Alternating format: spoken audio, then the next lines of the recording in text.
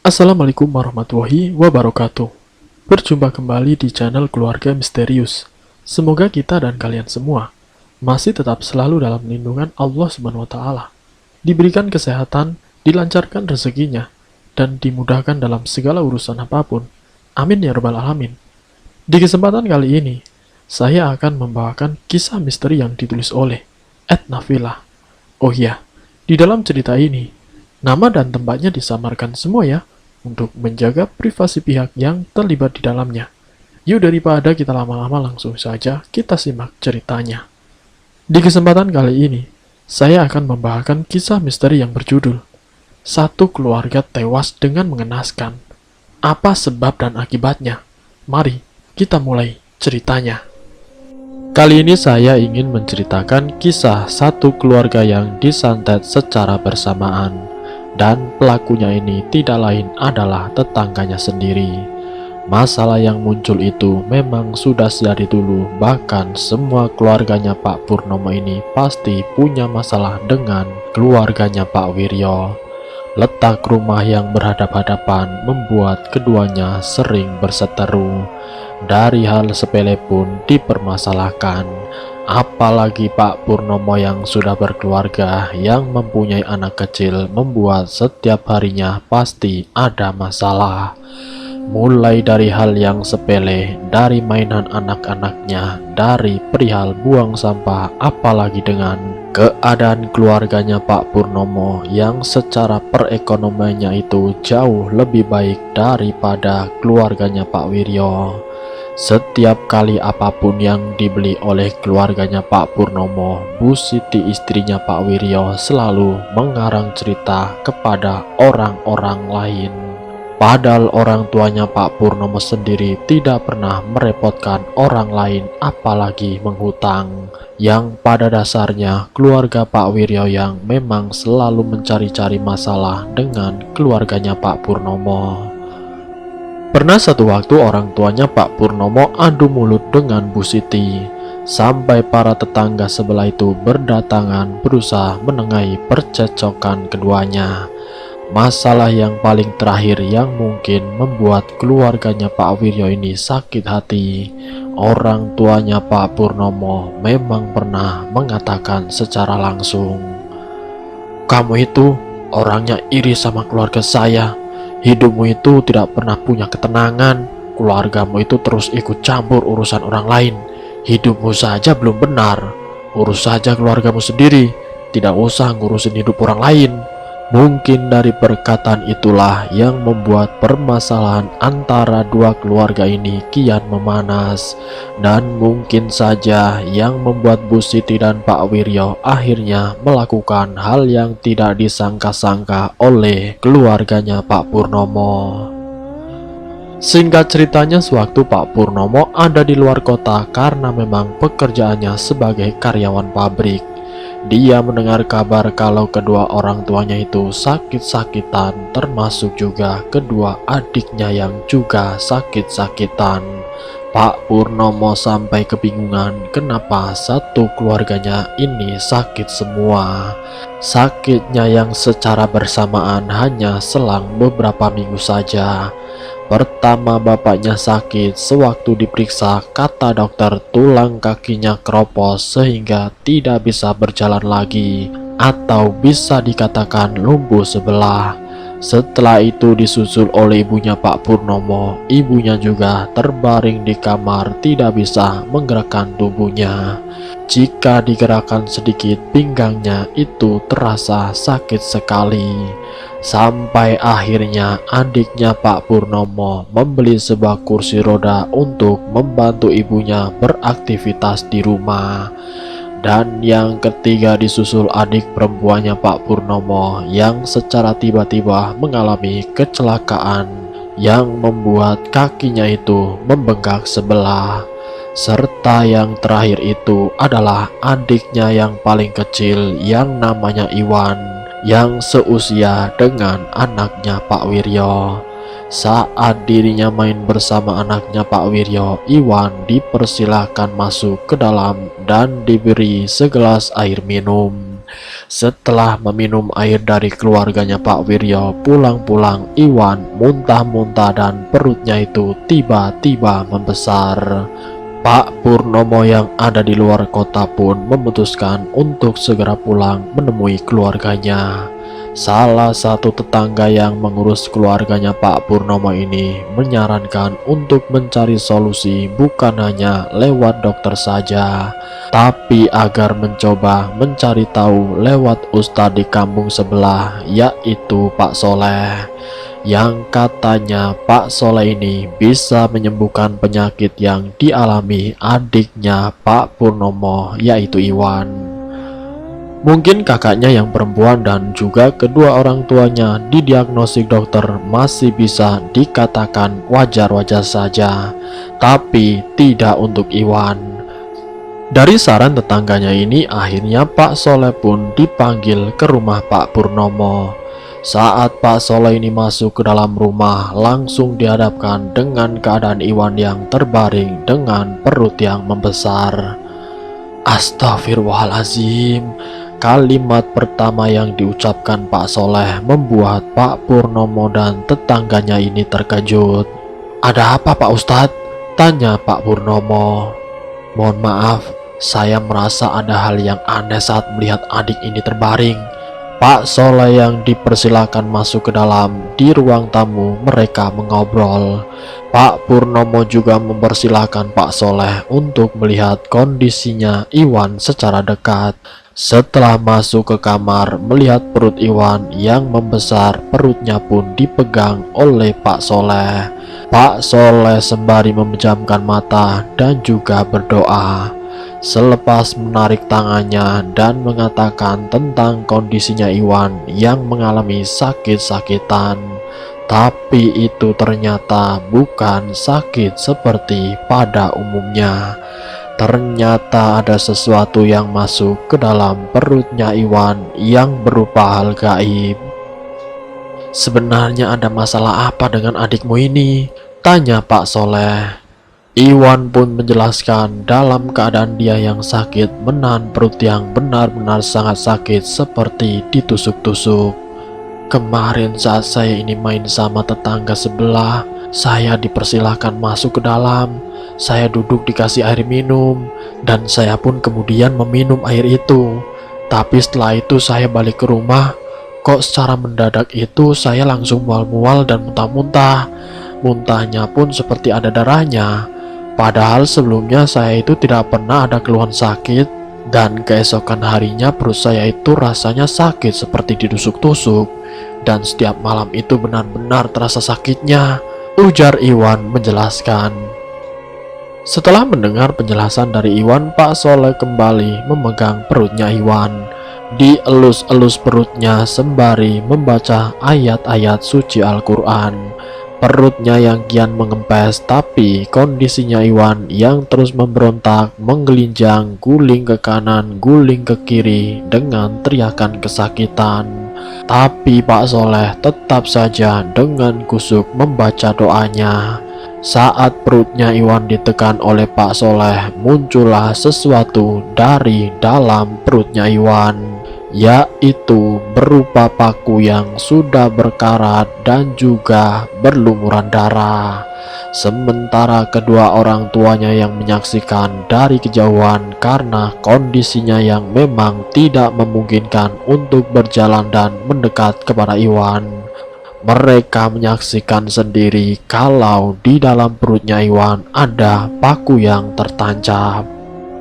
Setelah dikeluarkan dari perutnya, Iwan yang juga secara langsung melihatnya, tiba-tiba Iwan langsung pingsan. "Loh, kenapa adik saya, Pak? Kok pingsan?" tanya Pak Purnomo khawatir. "Tidak apa-apa, ini hanya penetralan gaib yang ada di dalam tubuhnya. Karena sosok itu yang berhari-hari ada di dalam perutnya yang membuatnya kesakitan, dan sosok itu yang sudah keluar dari tubuhnya Iwan membuat Iwan langsung lemas dan pingsan. Kamu baca istighfar sama sholawat Nabi di telinga kanan dan telinga kiri adikmu," perintah Pak Soleh. Pak Purnomo pun mengikuti saran dari Pak Soleh, dan saat itu Iwan terbangun langsung diberikan air minum yang sudah didoakan oleh Pak Soleh.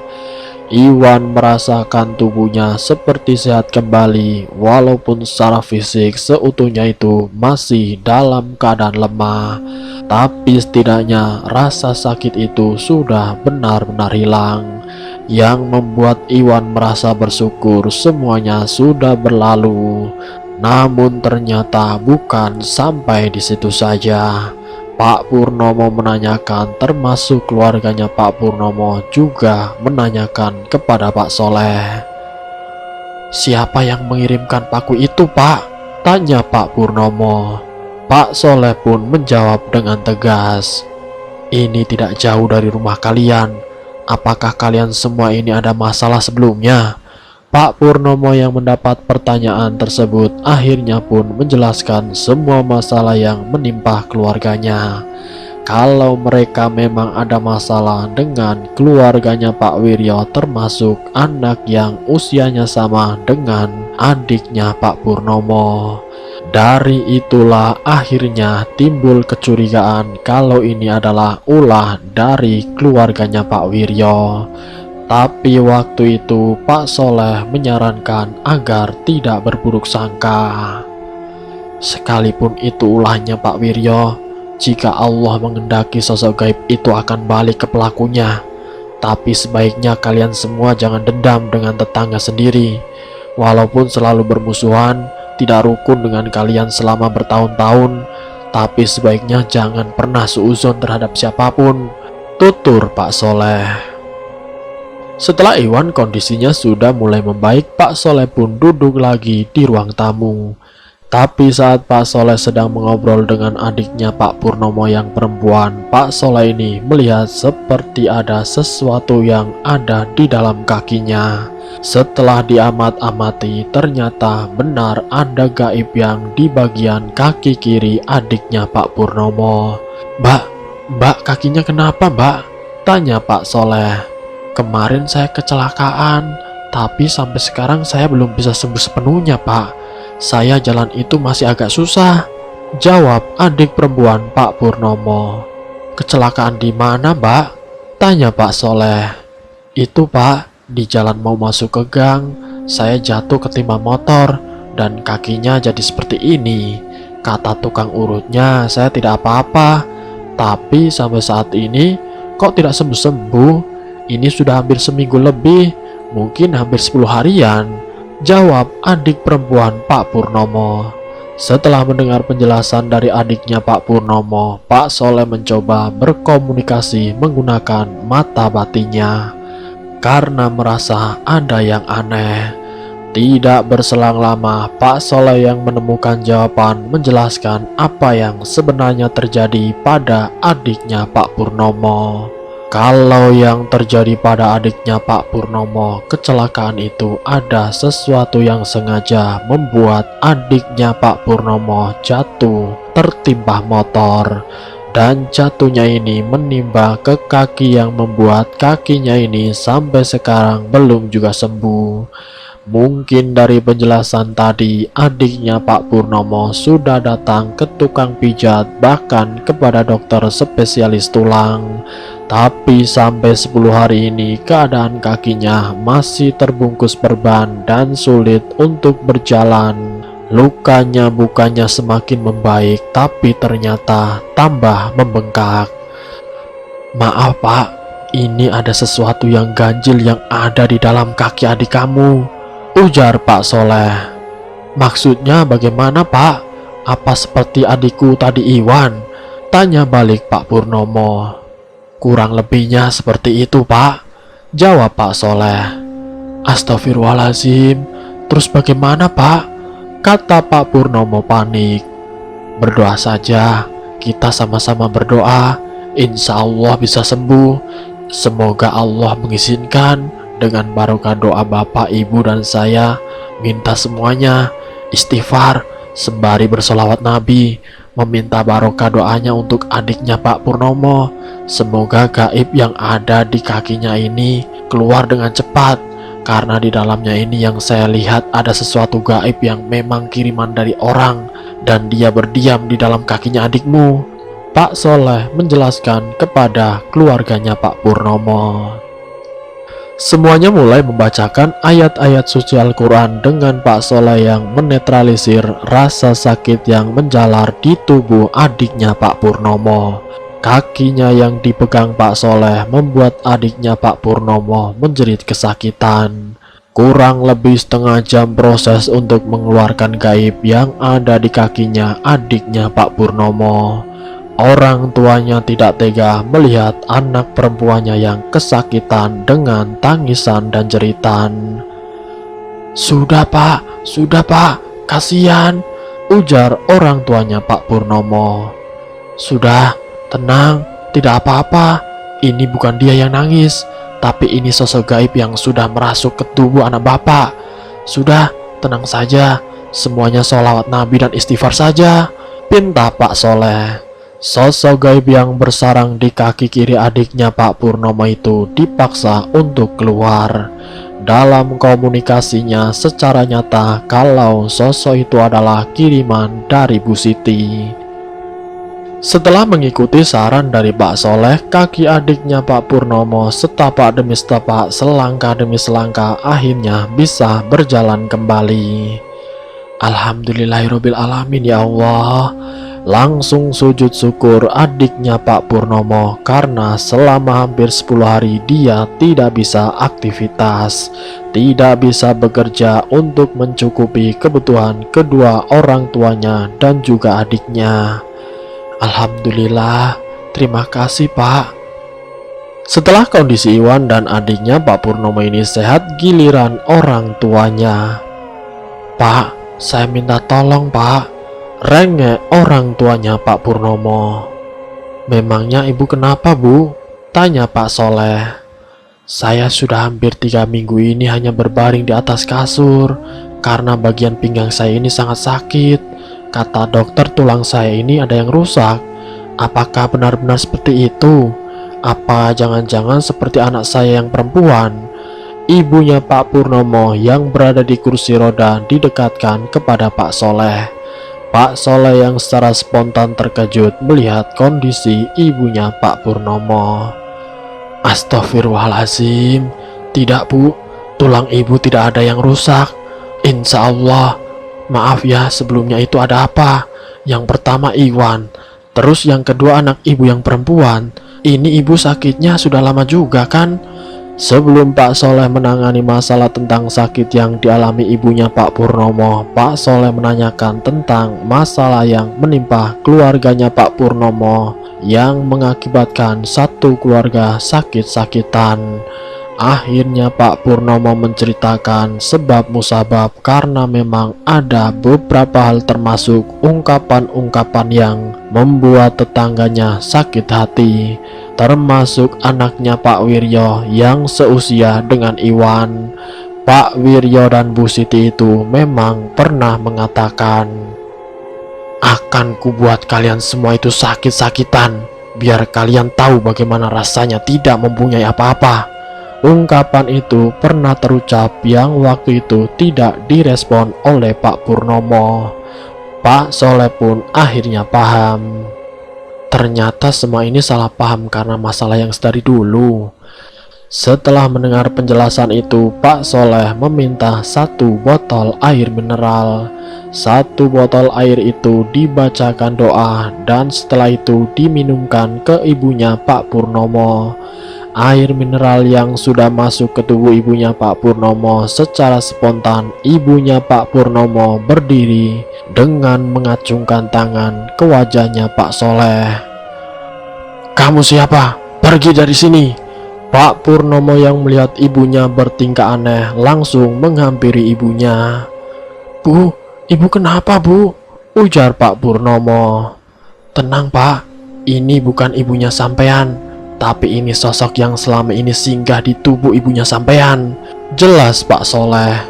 Sementara adiknya Pak Purnomo yang perempuan menangis karena melihat ibunya yang bertingkah aneh.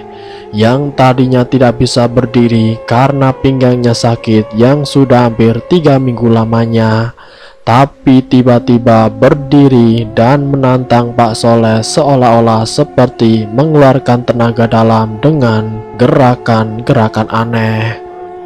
Pak Soleh kemudian melepaskan kain sorbannya dan dikibaskan ke tubuh ibunya Pak Purnomo sembari membaca doa. Walaupun mendapat berontakan, tapi pada akhirnya ibunya Pak Purnomo jatuh pingsan sampai kepalanya ibunya Pak Purnomo membentur meja. Tubuh yang pingsan tersebut langsung diangkat dan dinetralkan. Sosok gaib yang dipaksa keluar dan ibunya Pak Purnomo diminumkan air mineral yang sudah dibacakan doa tadi. Sembari air itu dibasuhkan ke wajah ibunya Pak Purnomo. 15 menit berlalu tanpa disadari ibunya Pak Purnomo ini bisa duduk dan berdiri. "Loh, Bu, Ibu bisa berdiri," ujar adiknya Pak Purnomo. "Loh, iya Pak, Alhamdulillah, Alhamdulillah, terima kasih banyak Pak, terima kasih banyak Pak," ujar ibunya Pak Purnomo berlinang air mata. "Berterima kasihlah kepada Allah, mungkin selama ini ibu lupa akan nikmat kesehatan ibu. Dengan segala yang dipunyai ibu itu karena Allah, bukan karena kita sendiri. Kita manusia yang tidak punya apa-apa dan tidak bisa apa-apa. Semua ini karena izin Allah. Saya bisa seperti ini juga atas izin Allah SWT. Saya pun bukan apa-apa. Saya hanya manusia yang fakir, manusia yang bodoh," ujar Pak Soleh. Setelah Iwan, adik perempuan dan ibunya Pak Purnomo ini sudah sehat dan semuanya sudah normal kembali, tapi saat Pak Soleh hendak pamitan dihentikan oleh tetangganya.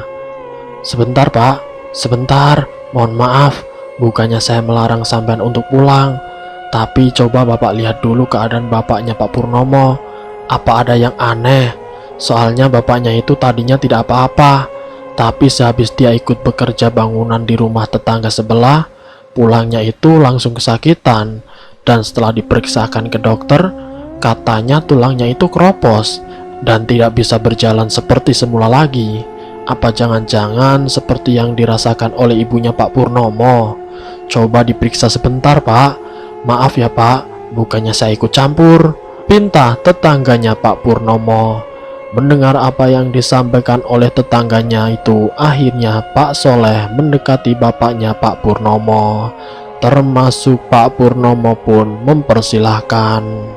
"Iya Pak, tolong bantu bapak saya." Setelah Pak Soleh melihat kondisinya dan mencoba melihat apa yang dirasa oleh bapaknya Pak Purnomo, yang dimana kakinya yang sebelah kanan yang katanya sudah keropos dan sudah tidak bisa digunakan lagi untuk beraktivitas. Tapi saat Pak Soleh ini mencoba melihat dengan mata batinnya, ada hal yang membuat Pak Soleh terkejut. "Astagfirullahaladzim, ada apa sebenarnya? Apa ini masalahnya sama?" Sampai akhirnya tanpa disadari Pak Soleh pun mengatakan, "Jika Allah menghendaki, biarkan ini kembali ke pengirimnya, karena sudah kelewatan. Kembalikanlah semua ini kepada pengirimnya. Dia yang menanam, dia pula yang memanen," kata Pak Soleh. Setelah Pak Soleh berucap dan berdoa kepada Allah Subhanahu wa Ta'ala, kaki bapaknya Pak Purnomo ini ditarik oleh Pak Soleh dengan kain sorban yang diikatkan ke kakinya. Bahkan seperti ada pertarungan yang membuat sorban itu bergerak-gerak sendiri. Kaki yang bergetar dengan teriakan kesakitan sampai hampir kurang lebih 5 menit sembari Pak Soleh memejamkan mata. Dengan kebatinannya Pak Soleh bertarung dengan sosok gaib tersebut. Sorban yang ditarik membuat bapaknya Pak Purnomo pingsan.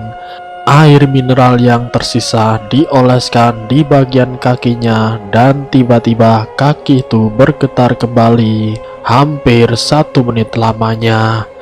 Namun setelah itu kakinya yang dicoba untuk digerakkan dan juga diayunkan. "Pak, apakah Bapak bisa berdiri?" tubuh bapaknya Pak Purnomo yang dibangunkan oleh Pak Purnomo karena memang sudah sebulan kakinya tidak bisa digerakkan. Rasa sakit yang masih ada, tapi sakitnya tidak seperti sakit saat dia itu ada di tempat tidur. Singkat ceritanya, satu keluarga ini sudah membaik. Beberapa hari setelahnya, satu keluarga ini silaturahmi ke tempat Pak Soleh untuk mengungkapkan rasa terima kasihnya, sembari meminta doa bagaimana caranya agar bisa melindungi diri dari orang-orang yang ingin mencelakainya. Pak Soleh pun memberikan amalan-amalan yang bisa dilakukan setiap hari. Setelah 3 bulan, amalan itu dilakukan terus-menerus oleh keluarganya Pak Purnomo. Yang waktu itu Pak Purnomo juga sudah berangkat lagi ke kota karena dia harus melaksanakan tanggung jawabnya sebagai karyawan. Tetapi setiap malam Pak Purnomo selalu melakukan sholat malam, sholat hajat untuk melindungi dirinya dan melindungi satu keluarganya dari orang-orang yang zolim. Dan setelah 3 bulan berlalu, ternyata ada musibah yang menimpa keluarganya Pak Wiryo. Anaknya yang seusia Iwan mengalami kecelakaan yang membuat anaknya meninggal di tempat. Tapi waktu itu keluarganya Pak Purnomo yang mendapatkan kabar tersebut mengira kalau itu semua akibat dari perbuatan Pak Wiryo sendiri. Dan musibah yang menimpa ternyata bukan hanya itu saja, tapi anaknya Pak Wiryo yang lain juga mengalami hal yang lebih tragis, yaitu mengalami kecelakaan sampai kakinya harus diamputasi. Dan sampai sekarang kondisi kakinya hanya satu. Hidup yang masih pas-pasan ditambah musibah terus menimpa keluarga Pak Wiryo. Dan selesai. Dari kisah ini kita bisa ambil hikmah dan pelajarannya, bahwa setiap hubungan antara tetangga kita sebaiknya saling menjaga. Entah itu secara lisan maupun perilaku, jangan sampai ada yang menimbulkan sakit hati, yang akhirnya pikirannya mengarah untuk saling menyakiti. Semoga kita semua selalu dalam lindungan Allah Subhanahu wa Ta'ala. Ambil sisi positifnya dan buang jauh-jauh sisi negatifnya. Terima kasih untuk kalian yang sudah mampir di channel kami. Jika kalian tertarik dengan video kami, silahkan tekan tombol like, share, dan komen. Tekan subscribe untuk mengikuti video-video kami yang selanjutnya. Wassalamualaikum warahmatullahi wabarakatuh.